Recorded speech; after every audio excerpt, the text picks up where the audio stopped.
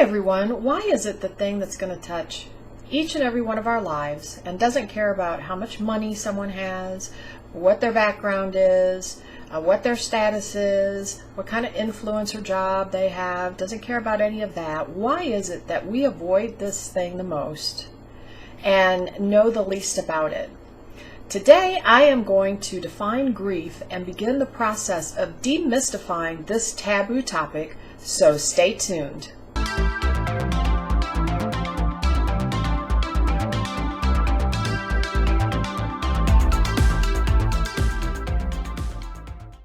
Hi, my name is Ann, and I am a certified grief recovery specialist through the Grief Recovery Institute.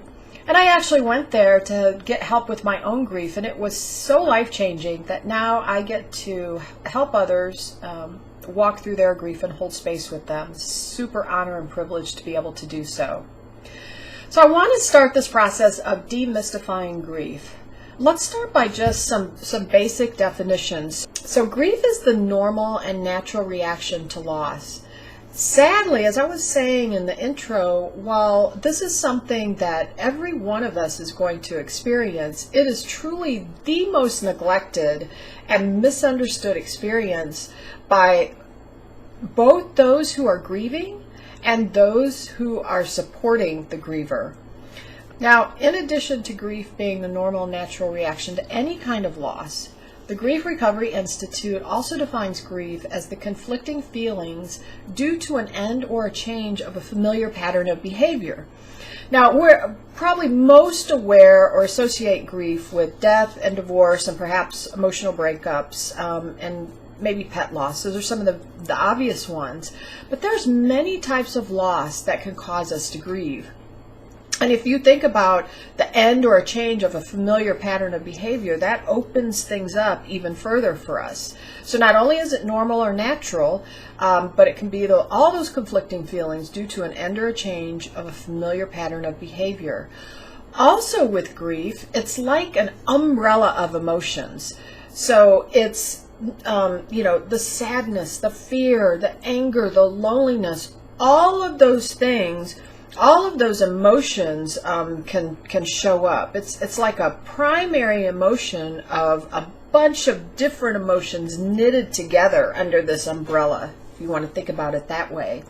So when we talk about grief, we need to understand too that the more we love, the more we had a relationship with, a person or a group or a community, a job, a school, a home that we lived in a long time, a dream or a pet, the longer that grief can be and the more intense it can be.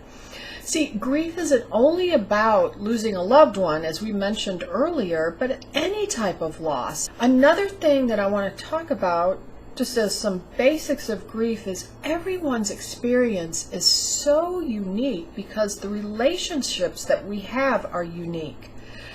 So our relationships with one another are unique, with the people in our lives, with the different places, the different attachments. It's all very unique based on our personality, the time we spent. There's a lot of different things that go into that. So we just want to be very careful not to make judgments on others about, why are they still grieving, or they're not grieving enough, or they should be over it by now, or we even judge ourselves and ask that question, am I doing this right? It's going to vary because all of our relationships are so unique. And let me just give you a couple of examples that I hope will kind of clarify this. You think about someone has lost their grandmother. Let's say in the first situation, the grandmother was like a mother. They actually were at their house every day. The grandmother lived close by. They went to all of their, school activities. They were just a huge influence and a big part of their life. And then that grandmother dies. Well, because of that particular relationship, that close relationship and that big attachment, the grief that someone with that type of relationship is going to have is going to be pretty intense. Now, let's look at a different grandmother scenario. let's say that someone has a grandmother that lives all the way on the other side of the country. Maybe this person sees them, once a year, and, love their grandmother, but just didn't have as close an attachment, hadn't spent as much time, but cared deeply about their grandmother, loved them. And that grandmother dies. This individual may, feel very, very sad and distressed that they have lost their grandmother, but perhaps the emotions won't be quite as intense. Maybe the grieving period won't be quite as long. So you can see the different dynamics because the two relationships that we just looked at are so uniquely different. Let me give you one more example to help kind of tie this together. I was actually talking to two sisters one time, and their father had died a couple years earlier. The one sister was telling me about, her dad dying, how much she missed him. Tears started coming as she was talking about him, and that she was really still feeling very emotional about her dad no longer being in her life. And the other sister looks at me, looks at her sister, and says, I don't even know why she's upset after, a couple of years. Our father traveled all the time. He was never here. We didn't know that much about him. He spent so little time with us. I just don't see why she's still so upset about his dying. And so I tell you this story to show you that even within one family, the relationships can be so unique.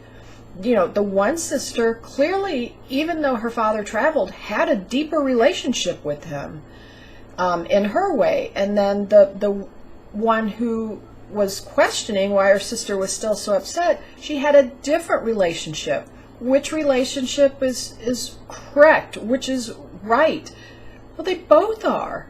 They're both grieving in their own unique way. And so this is why we have to be very, very careful about judgment and criticism, not only of others, but of ourselves too, as to whether we're doing this right.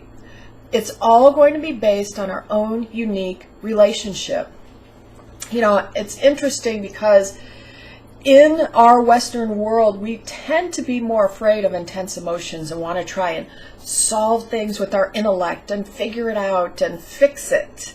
And unfortunately with grief, there's only one way.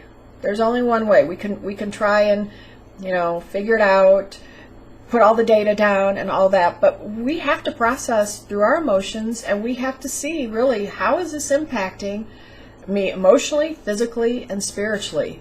We have to sit with our grief for a period of time. What that period is unique to everyone, as we've been talking about. Hey, let me know in the comments if any of you have questioned your own grief, like, should I be over this by now, or am I doing it right? Or thought about that with regards to somebody that you would be supporting who is grieving. Just let me know in the comments. And if you're finding any benefit to this information, please like and subscribe this video. So let's just summarize what is grief. Grief is the normal and natural reaction to any kind of loss. It's the conflicting feelings to an end or a change of a familiar pattern of behavior. It's an umbrella of many emotions, and it's more than just death or divorce. It's unique to each one of us, and so we have to be very careful not to compare our grieving to someone else's or be judgmental for others that are grieving as to how long it's taking them and how they're working through it. Our time frames are going to be very unique. We also can't think or talk or solve our way out of it. We have to process through it, physically, spiritually, and emotionally. So I hope this has been helpful for you, and I'll see you on the next video.